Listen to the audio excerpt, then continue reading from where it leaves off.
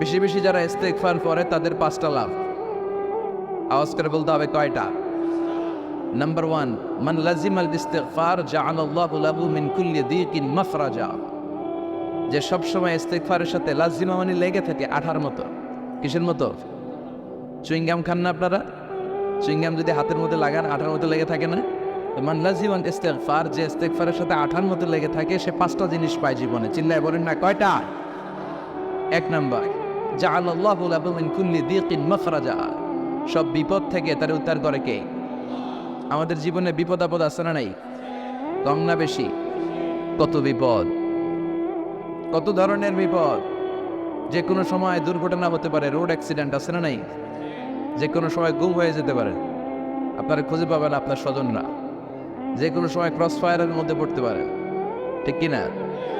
যে কোনো সময় বজ্রপাতে আপনি নিহত হতে পারেন, ভূমিকম্পের মাঝখানে পড়তে পারেন, দুজন কোবাকুবি লাগছে, আপনি মাঝখানে হইতে পারে না?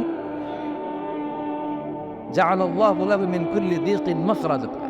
এরকম সব ধরনের বিপদ থেকে তারা রক্ষা করবে কে? যদি ইস্তিগফারের সাথে আঠার মতো লেগে থাকা যায়। এ হলো নাম্বার 1। নাম্বার 2, ওমিন কুল্লি হাম্মিন ফারাজা। যে সব সময় আঠার মতো ইস্তিগফারের সাথে লেগে থাকবে, আল্লাহ তাকে দুশ্চিন্তা থেকে মুক্তি দিবে, তার কোনো টেনশন থাকবে না। সুবহানাল্লাহ পড়ে। আমাদের জীবনে টেনশন আছে না নাই? টেনশন থেকে আপনাকে মুক্ত রাখবে কে? নাম্বার 3, ওয়ায়ারযুকহু মিন হাইসু লা ইয়াহতাসিব। এমন জায়গা থেকে আল্লাহ আপনাকে রিজিকের ব্যবস্থা করবে আপনি কল্পনাই করতে পারবেন না। রিজিক দেওয়ার মালিক কে? কেউ যেটা পারে না, পারে কে? এমন জায়গা থেকে রিজিক দিবেন আপনি কল্পনাই করতে পারেন না। আপনি হিসাবই করেন না যে এখান থেকে কিছু রিজিক আমি পাবো, কিন্তু আল্লাহ ব্যবস্থা করে দিয়েছে। সুবহানাল্লাহ পড়েন। 4 নাম্বার, যতক্ষণ ইস্তিগফারের সাথে আঠার মতো লেগে থাকবেন আল্লাহর কোনো শাস্তি আপনার উপর আসবে না। ওমা কানা আল্লাহু মুআযযিবাহুম ওয়া হুম ইস্তাগফিরুন। যতক্ষণ আপনি ইস্তিগফার করবেন আল্লাহর আযাব আপনারে পাকড়াও করবে না। 5 নাম্বার হচ্ছে আল্লাহ আপনাকে মুস্তাজাবুদ দাওয়া বানিয়ে দিবে। মুস্তাজাবুদ দাওয়া মানে এমন ব্যক্তি, যেই ব্যক্তি দোয়া করা মাত্রই দোয়া কবুল করে কে? সবসময় ইস্তিগফার পড়তে রাজি আছেন তো? আপনারা ইমাম আহমদ ইবনে হাম্বলের নাম শুনেছেন? আমরা ইসলামে 5টা মাযহাবের প্র্যাকটিস করি, কোরআন সুন্নাহর আলোকেই আমরা করি। হানাফি, শাফিঈ, মালিকি। 4 নম্বরটা আপনারা বলেন। হাম্বলি, হানাফি, শাফিঈ, মালিকি, তারপরে হাম্বলি। এই হাম্বলি মাযহাবের ধারক এবং বাহক ইমাম আহমদ ইবনে হাম্বল। উনি অনেক বড় যুগ শ্রেষ্ঠ মুহাদ্দিস ছিলেন। একক স্বতন্ত্র হাদিসের কিতাব হিসেবে পৃথিবী খ্যাত যে হাদিসের কিতাবটা, যেটার মধ্যে সবচাইতে বেশি সংখ্যক হাদিস আনা হয়েছে, মুসনাদ আহমদ ইবনে হাম্বল, এটার রচয়িতা উনি। সুবহানাল্লাহ পড়ে। প্রায় 40,000 হাদিসের কালেকশন এই কিতাবের ভেতরে আছে। এই হাদিস কালেকশনের জন্য ইমাম আহমদ ইবনে হাম্বল বছরের পর বছর, যুগের পর যুগ, শহর থেকে গ্রাম, গ্রাম থেকে শহর চষে বেরিয়েছে। ওনার শেষ জীবনটা উনি হাদিস সংগ্রহের কাজে ব্যয় করেছে। একবার এক সফরে তিনি রাত্রিবেলা বেরোলেন। ইস্তিগফার পড়লে যে কি করে মানুষ মুস্তাজাবুদ দাওয়া হয় শুনে। রাত্রিবেলা সফরে তিনি বেরোলেন, হাদিস সংগ্রহের সফর। প্রতিমধ্যে এক মসজিদে মাগরিবের নামাজ পড়লেন, এশার নামাজ পড়লেন। প্রচণ্ড শীত। তিনি ভাবলেন আজকের রাতটা মসজিদেই কাটায় দেয়। ফজরের সালাত পড়ে তারপরে বেরোন। ব্যাগ থেকে কাঁথা বের করে তিনি শুয়ে পড়লেন। কিন্তু মসজিদের দারোয়ান এসে বলে, মসজিদে তো থাকা যাবে না, আপনি বের হন। ইমাম আহমদ ইবনে হাম্বল বললেন, আমি বৃদ্ধ মানুষ, প্রচণ্ড শীত, কই যাব? আমি ফজরেরও মুসল্লি, ফজর নামাজে এই মসজিদে পড়বো, আমারে বাজান তুমি থাকতে দাও। দারোয়ান বললেন, নো, থাকা যাবে না, মসজিদে থাকা যাবে না, বের হন, নাহলে গাঠটি সহ বের করে দেব। চিনে নাই এটা যে ইমাম আহমদ ইবনে হাম্বল, সে বুঝতে পারে নাই। তো দারোয়ানের সাথে সুবিধা করতে না পেরে ইমাম আহমদ ইবনে হাম্বল ব্যাগ নিয়ে বের হয়ে গেল। প্রচণ্ড শীত, কাঁপছেন। হঠাৎ দেখে সামনে এক বাজার। ওই বাজারে এক খাব্বাজ বসে আছে। খাব্বাজ মানে রুটি বিক্রেতা। খাব্বাজ মানে যুবক, একজন রুটি বিক্রেতা, রুটি বিক্রি করে। যে যুবককে সালাম দিলেন, আসসালামু আলাইকুম। যুবক পড়লো, আলাইকুম আসসালাম। ইমাম আহমদ ইবনে হাম্বল বলল, যুবক, আমি মুসাফির মানুষ, থাকার জায়গা নাই, প্রচণ্ড শীত, এই যে তুমি চুলার মধ্যে উনুনে রুটি বানাচ্ছ, আমি যদি তোমার চুলার পাশে বসে রাতটা কাটাই, তোমার কোনো সমস্যা হবে? যুবক বলেন, নো, কোনো সমস্যা নাই। আহলান ওয়া সাহলান ওয়া মারহাবান বিক, খোশ আমদেদ, সুস্বাগতম, আসেন। আপনি আমার চুলার পাশে বসে আগুন পোয়ালে আমার সমস্যা কি? আসেন আসেন, বসেন, আপনি মুরব্বী মানুষ। ইমাম আহমদ ইবনে হাম্বল আল্লাহ শুকরিয়া করে চুলার পাশে বসে শীতের রাতে চুলা থেকে তাপ নিচ্ছেন, আগুন পোহাচ্ছেন।